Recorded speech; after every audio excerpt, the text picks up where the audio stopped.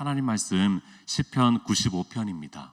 시편 95편 1절부터 2절까지 말씀 제가 봉독하도록 하겠습니다. 시편 95편 1절 2절입니다. 오라 우리가 여호와께 노래하며 우리의 구원의 반석을 향하여 즐거이 외치자. 우리가 감사함으로 그 앞에 나아가며 시를 지어 즐거이 그를 노래하자. 아멘.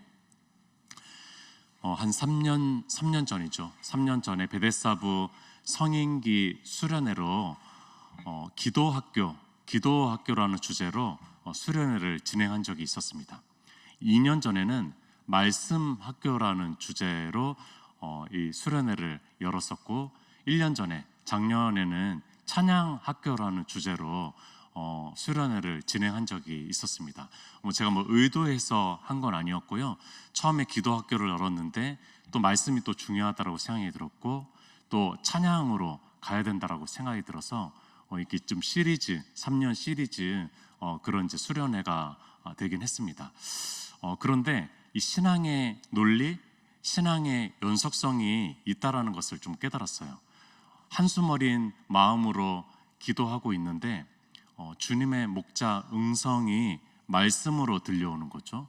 그러니까 그 말씀에 응답하기 위해서 찬양이 터져나올 수밖에 없는, 그것이 우리의 기도와 말씀과 찬양의 이 신앙의 연속성, 신앙의 선순환이고 또 신앙의 논리성이 아닐까 생각을 해보았습니다.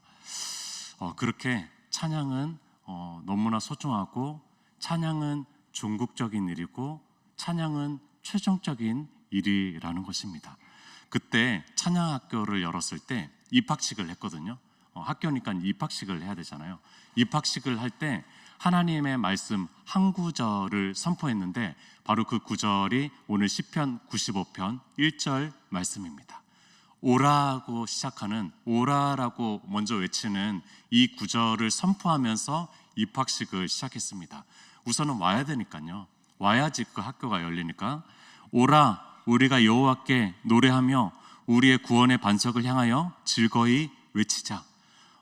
함께 노래하자, 함께 외치자 라는 초청을 이 찬양학교를 입학식을 하면서 열었던 거죠. 여러분들, 오라라고 오늘 얘기합니다. 오늘 이 새벽 기도에는 기도하러 오신 것이죠. 기도하러 주님께서 초청하신 것이죠. 그러나 이 시편 95편은 찬양으로 우리 성도님들을 초청합니다. 찬양의 자리로 우리 성도님들을 초청할 것입니다. 여러분들, 얼마나 신나는 일이에요? 여러분들, 얼마나 영광스러운 일입니까? 여러분들, 그 거룩한 하나님을 우리가 찬양할 수 있다니 여러분들 얼마나 아름다운 일이에요? 감탄이 나오는 그런 일이죠.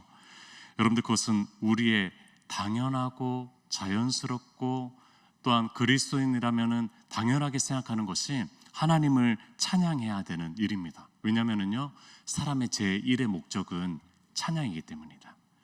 여러분들, 사람의 전체 인생은 찬양이어야 되기 때문입니다. 여러분들, 사람은요, 어떤 순간도 놓지 말아야 될 사명 하나가 있다면 그것은 바로 찬양입니다.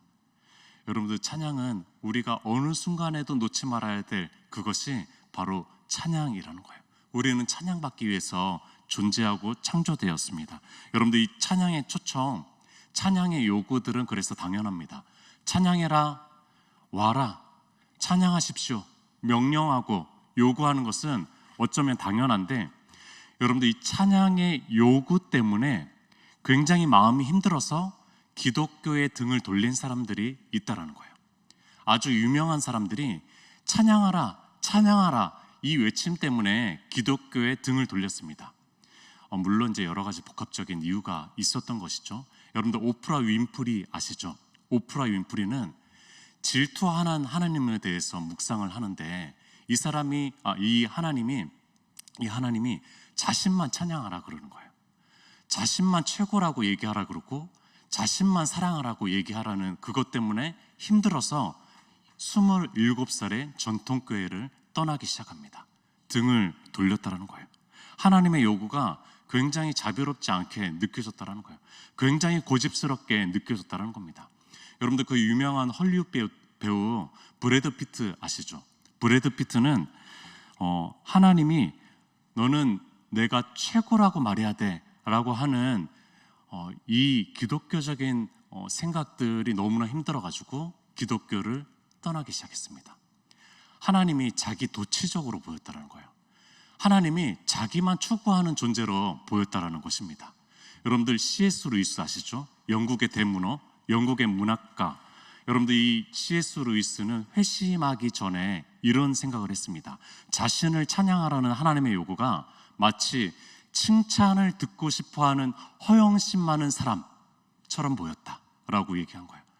너무 칭찬받고 싶어하는 하나님에 대해서 막 느끼게 됐다라는 거예요. 여러분들 영국의 칼럼니스트인 마이클 프로즈라는 사람은 교만으로 우쭐하는 폭군만이 지나친 찬사를 요구한다 라고 얘기했어요. 여러분 갑자기 좀 굉장히 불편해지죠? 여러분들 이 찬양을 요구하는 하나님에 대해서 갑자기 굉장히 불편해집니다. 여러분들 우리는 주님을 믿고 있어요. 주님의 말씀을 믿고 있는 사람들입니다. 그렇기 때문에 하나님을 찬양하는 것에 대해서 당연하게 생각했어요. 그러나 이 요청들에 대해서 오히려 불편하게 생각하고 오히려 이 요청들이 너무나 지나친 하나님 중심적인 그런 생각들 아닌가라고 생각이 들 정도의 그런 마음 때문에 기독교를 저버린 사람들이 있다라는 겁니다. 끊임없이 자신을 높이라고 하고 자신을 자랑하라고 하고 칭찬받고자 하는 그런 존재, 그런 이상한 신에 대해서 이 사람들은 얘기하는 겁니다. 여러분들 C.S. 루이스에 대해서 조금 더 들어봅시다. 그의 말을 조금 더 들어볼게요. 하나님께 감사해야 한다는 말씀은 이해가 갑니다. 하나님께 감사하지 않으면 누구에게 감사해야 합니까? 하나님을 경외해야 한다는 말은 맞는 말씀입니다. 그분만이 존경과 경외의 대상이기 때문입니다. 하나님께 순종해야 한다는 말씀은 맞는 말씀입니다. 물론 그래야만 되지요. 그런데 찬양에 관한 한 왜 그렇게 끊임없이 계속적으로 그분을 찬양해야 된다라고 요구하는 겁니까? 누군가가 여러분에게 계속적으로 박수치면서 찬양하러 한다면은 그 사람이 싫어지지 않겠습니까? 그것을 계속적으로 더 요구한다고 하면은 그 사람을 오히려 경멸하는 데까지 가지 않겠습니까? 라고 얘기하면서 이 시편 사색이라는 책에 그 글을 전개해 갑니다. 초기 기독교인으로서 C.S. 루이스가 고민했던 그런 고민들이었습니다. 그런데 여러분들 이 C.S. 루이스가 어느 날 이 질문에 대한 답을 깨닫기 시작해요. 인생살이를 보니까 이 인생살이 수많은 것들이 찬양으로 채워져 있다는 것을 깨닫기 시작합니다. 인생살이가 찬양으로 채워져 있다는 것을 깨닫게 돼요. 무슨 얘기냐면요, 연인들은 서로의 아름다움들을 칭찬하고 찬사를 보내고 있다는 것을 깨닫게 되고, 미식가는 고급스러운 포도주, 맛 좋은 음식들에 대해서 감탄하는 모습을 발견하게 됐고요, 독자는 그가 좋아하는 저자의 저술작들을 보면서 감탄하면서 마음의 기쁨을 누리면서 그렇게 보고 있는 것을 보게 되고요, 관중은 자신이 좋아하는 선수가 잘하고 있을 때 열광하면서 찬사를 보내면서 대단히 기뻐하는 모습을 바라보게 되면서 인생에 수많은 찬양들이 있다는 것을 깨닫게 된다는 겁니다. 그러면서 이렇게 얘기합니다. 우리는 기후, 포도주, 접시, 배우, 자동차, 말, 대학, 나라들, 위인들, 아이들, 꽃, 산, 희귀한 우표, 곤충, 정치가, 심지어 학자까지도 칭찬한다. 여러분들 그렇습니다. 여러분들 우리는 귀하게 여기는 것을 찬양을 올립니다. 여러분들 우리가 좋아하는 것을 칭찬하고 감탄한다는 거예요. 여러분들 우리가 사랑하는 것에 대해서 칭찬하고 찬양하지 않을 수 없다라는 겁니다. 하나님께서는 자아도취적인 존재라서 칭찬하라고 자랑하라고 찬양하라고 얘기하는 것이 아닙니다. 여러분들 그분을 만나게 되면은, 그분을 진실하게 만나게 되면은, 그분과의 깊은 교제가 점점 더 늘어나게 되면은, 하나님을 조금이라도 제대로 깨닫게 된다면은요, 하나님을 찬양하는 것은 자연스러운 마음과 감정과 의지의 자연스러운 표현이라는 겁니다. 이것이 하나님께서 찬양하라고 요청하는 요구라는 거예요. 계속적으로 끊임없이 찬양하라고 하는 요구라는 겁니다. 그러니까 이런 초청장을 받으시는 겁니다. 찬양하라는 것은 이런 초청장을 받으신 거예요. 하나님을 만나러 오세요. 그분은 은혜가 풍성하시고 사랑이 놀랍게 크신, 다함이 없으신 분이세요. 그분의 사랑은 끊어지지가 않아요. 그분의 사랑은 크고 높고 넓이가 측량할 수가 없어요. 값없이 주시는 은혜를 한번 누려볼래요? 그분께 나아오세요. 그러면 당신이 세상에서 자랑하고 있는 그 자랑거리들이 하나님을 향하고 있다는 것을 깨닫게 될 거예요. 내가 세상에서 소중하게 여기고 있는 칭찬하는 그런 것들이 하나님을 향하고 있다는 보이지 않는 초청장이라는 것을 깨닫게 될 거예요. 그런 메시지인 거죠. 여러분, 그런 초청장을 받고 있는 거예요. 여러분들이 좋아하는 것들이 있습니까? 여러분들이 사랑하는 사람과 무언가가 있습니까? 그것을 찬양하고 자랑하잖아요. 여러분들, 그것은 더 큰 초청의 메시지입니다. 여러분들, 이것은 초청장이라는 거예요. 더 궁극적으로 찬양해야 될 하나님께 찬양하라는 초청장이라는 것입니다. 결국엔 이렇게 고백하게 될 거예요. 주님 사랑해요. 주님 찬양합니다. 이렇게 얘기하게 될 것이라는 것입니다. 여러분들, 그런 마음으로 우리를 찬양으로 오늘 초청하고 있어요. 95편은 우리를 찬양으로 초청하고 있는데, 여러분들 두 번 초청합니다. 1절에 초청하고 있고요, 또 6절에 한 번 더 초청하고 있습니다. 근데 사뭇 그 두 찬양의 모습이 다른 것을 우리는 볼 수가 있습니다. 자, 첫 번째 모습을 볼 거예요. 1절, 2절입니다. 오라, 우리가 여호와께 노래하며 우리의 구원의 반석을 향하여 즐거이 외치자. 우리가 감사함으로 그 앞에 나아가며 시를 지어 즐거이 그를 노래하자. 여러분들, 첫 번째는 자유로운 기쁨과 즐거움으로 주님 앞에 찬양하는 모습을 보여주고 있습니다. 시를 짓기도 하고 감사하기도 하면서 즐겁게, 아주 자유롭게 찬양하는 모습을 보여주고 있어요. 여기에서 핵심은 기쁨입니다. 기쁨. 찬양은 기쁨이라는 거예요. 여러분들, 뭐니 해도 찬양은 우리의 마음에 진정한 기쁨을 터뜨리는 겁니다. 이것이 찬양이라는 거예요. 여러분들, 이런 부분에서 저에게 아주 소중하고 귀한 선생님들이 있습니다. 그 선생님들은 바로 베데스다부 성도님들입니다. 여러분들, 이들만큼 자유롭게 기뻐하면서 그렇게 찬양하는 그런 사람들은 아마 없을 겁니다. 이들은 제 두 딸 6학년, 4학년짜리 두 딸보다도 더 자유롭게 순수하게 기쁨으로 찬양하는데요. 베데스다부 예배 이렇게 하면서 설교를 하고 이제 설교 후에 기도를 하고 축도로 예배를 마치거든요. 근데 이제 설교 후에 기도하기 전에 찬양을 한 곡 정도 할 때가 있습니다. 그러면 이제 성도님들에게 초청을 합니다. 성도님들, 목사님과 함께 이렇게 강대상 위에서 함께 나와서 찬양하고 이곳에서 함께 기도할 사람 있나요? 그런 사람 앞으로 나와 보세요 하고 하면은 뭐 한 20, 30명 이렇게 나오면서 함께 찬양을 해줍니다.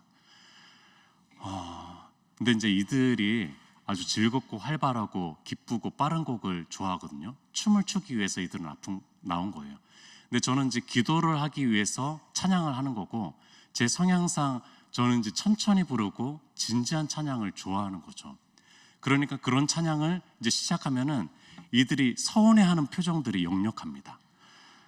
이들이 이제 막 앞에 나와가지고 열심히 율동하고 찬양하려고 하는 그런 마음으로 이제 나왔는데, 기뻐하려고 나왔는데, 이 목사는 아주 우울하게 이제 진지한 찬양으로 나아가는 거죠. 여러분들, 이들이 저한테 이렇게 얘기해 주는 겁니다. 목사님, 찬양은 그런 것이 아니에요. 목사님, 도대체 찬양을 모르는 것 같아요. 찬양은 기뻐하는 것이에요. 목사님은 너무 진지한 게 문제예요. 목사님은 그런 찬양만 좋아하는 게 문제예요. 우리가 베데스다부에 와서 예배하는 것은 기뻐하기 위해서요. 우리는 찬양하기 위해서요. 우리는 춤을 추기 위해서요. 이렇게 베데스다부 친구들이 얘기해 주는 것 같아요. 혹시 그런 분들이 계십니까? 베데스다부 예배에 한번 와보십시오. 그런 기쁨의 초청, 찬양의 초청을 아마 받으실 것입니다. 여러분들, 두 번째 선생님이 있거든요. 이 기쁨에 관해서 두 번째 선생님은 존 파이퍼라는 기독교 희락주의자라고 불리는 그런 목사님입니다. 이 목사님이 이렇게 얘기했습니다. 한번 들어보세요. 우리가 하나님을 향해서 감탄하고 찬양할 수 없다면 우리의 기쁨은 온전하지 못할 것입니다. 우리의 기쁨을 충만하게 하는 이는 하나님뿐이기 때문입니다. 기쁨은 찬양으로 표현될 때 완성됩니다. 여러분들, 찬양은 뭐냐면요, 기쁨을 완성시키는 거예요. 여러분들, 찬양은 기쁨의 완성체입니다. 여러분들, 우리가 기뻐하고 있는 것들, 세상의 것들로 기뻐하고 있는 것들을 완성시키려면요, 하나님께 찬양해야 돼요. 그 모든 것들을 주님께 드리는 마음으로 하나님께 찬양해야 된다는 거예요. 왜냐하면 그것은 초청장이라니까요.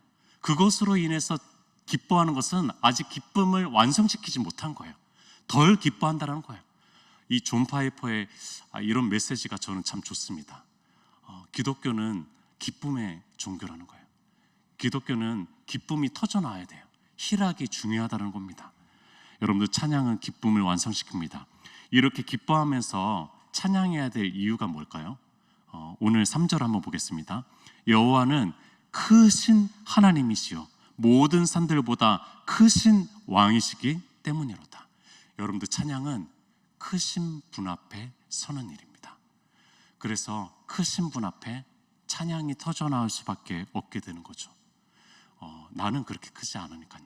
크신 분 앞에 자연스럽게 찬양이 터져 나오는 거죠. 그래서 여러분들, 이 찬양을요, 어떤 학자는 아하 익스피리언스라고 얘기했습니다. 아하 익스피리언스, 아하를 경험하는 사건이래요. 찬양은 아하를 경험하는 사건이라는 거죠. 크심 앞에서 아하 탄식이 아니라 감탄하고 또 찬양할 수밖에 없는 그런 것이 바로 이 아하 익스피리언스, 경험이라고 얘기합니다. 여러분들, 두 번째 찬양의 모습이 있습니다. 6절입니다. 6절, 오라 또 초청합니다. 우리가 굽혀 경배하며 우리를 지으신 여호와 앞에 무릎을 꿇자. 여러분들, 이상합니다. 두 번째 경배하자, 찬양하자고 하는 것은 아까는 기쁨으로 자유롭게 율동하면서 춤추면서 찬양하라고 얘기하는데, 두 번째는 무릎을 꿇고 경배하는 마음으로 찬양하자고 얘기합니다. 여러분들, 찬양이 무릎을 꿇는 일입니까? 오히려 기도가 아닙니까? 여러분들, 그런데 여러분들, 이 찬양의 본질을 살펴보면요, 찬양은 무릎을 꿇는 일입니다. 여러분들, 그 크신 분 앞에 저절로 무릎이 꿇려지는 거, 여러분들, 이것이 찬양이라는 거예요. 그래서 이 찬양이 있잖아요. 나의 가장 낮은 마음 주님께서 기뻐하시니. 여러분들, 우리의 낮은 마음을 하나님께서는 찬양으로 받으신다는 거예요. 여러분들, 우리가 낮고 낮아졌을 때 하나님을 온전하게 찬양할 수 있게 된다는 거죠. 여러분들, 밤이 와야지 총총히 빛나는 별들을 볼 수가 있습니다. 여러분들, 내가 일광욕, 따뜻한 그 해의 일광욕을 받고 있는데 그 별들이 보이진 않습니다. 나를 칭찬하면서 하나님을 찬양할 수는 없다는 거예요. 나는 철저히 낮아졌을 때 하나님이 높아질 수 있고 하나님께서 영광 받으실 수가 있고 하나님께 찬양을 올리는 것이 진실할 수 있다는 것입니다. 여러분들, 이렇게 무릎을 꿇고까지 경배하고 찬양하는 이유가 7절에 나오는데요. 7절, 그는 우리의 하나님이시요 우리는 그가 기르시는 백성이며 그의 손이 돌보시는 양이기 때문이라. 너희가 오늘 그의 음성을 듣거든. 여러분들, 그분이 그냥 크신 분이기만 하면은 아하만 하다가 끝나는 겁니다. 그런데 여러분들, 그분이 우리의 목자시래요. 여러분들, 우리를 주목하시고 우리와 가장 가까이서 기르시고, 여기에서 그분의 손이라고 얘기합니다. 그분의 손으로 돌보시는 양이 바로 우리라고 얘기하고 있고요. 그리고 그분의 음성을 가장 가까이서 들을 수 있는 존재가 바로 우리라고 얘기하는 것입니다. 여러분들, 그분은 단순히 크신 분뿐이 아닌 거예요. 여러분들, 그분은 우리를 목양하시는 목자시라는 겁니다. 그렇기 때문에 우리의 무릎이 끌려지는 거죠. 아까는 아하 하고 즐겁게 감탄했지만요, 지금은 감사하다, 눈물이 난다. 여러분들, 이런 거죠.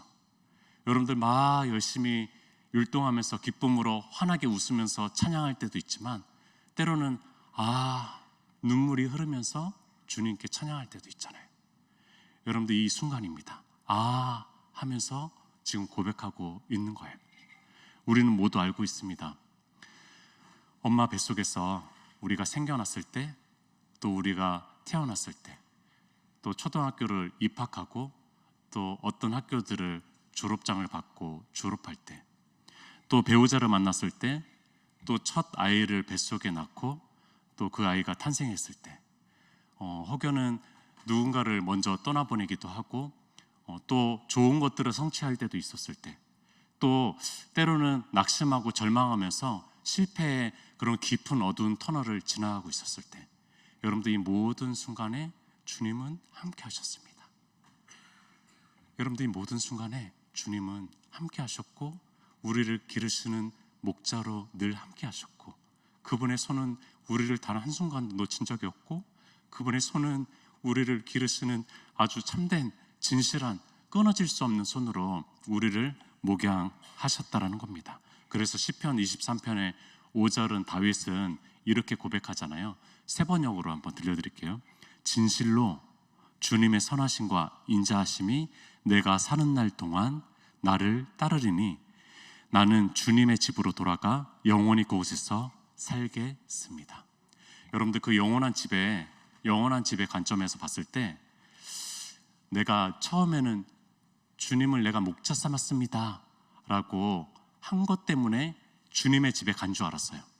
그런데 마지막에 보니까, 이 5절에 보니까 주님의 선하심과 인자하심이 나를 추적하셨고, 나를 인도하셨고, 나를 끝까지 그 꽁무니를 졸졸 따라 담으셨고, 그분께서 함께 하셨기 때문에 그 영원한 집에 갈 수 있었다라고 얘기하는 것이죠.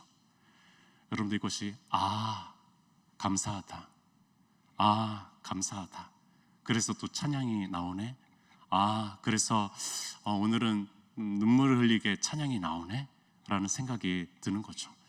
오늘도 하면서 많이 기뻐함으로 찬양하셨으면 좋겠고요, 또 한편으로는 하면서 참으로 감사하면서 지금도 돌보시고 계시네, 지금 마음이 힘들고 어렵지만 지금도 함께하고 계시네, 그러면서 눈물 흘리시면서 또 찬양하시는 오늘 귀한 한날의 삶 되셨으면 좋겠습니다. 찬양은 우리의 전부입니다. 여러분들 찬양은 에피타이저가 아니에요. 여러분들 찬양은 메인 디시입니다. 여러분들 우리의 삶의 전체입니다. 그렇게 찬양하시는 귀한 한날의 삶이 되었으면 좋겠습니다. 함께 기도하도록 하겠습니다. 오늘도 주님을 찬양하는 그런 귀한 찬양의 삶 살았으면 좋겠는데, 또 오늘 기도하실 때도 특별히 또 하나님을 찬양할 제목들이 참 많은데, 그 찬양들을 주님께 고백하는 그런 기도도 올렸으면 좋겠다라는 생각을 올려드립니다. 우리 주여 한번 외치고 기도하도록 하겠습니다.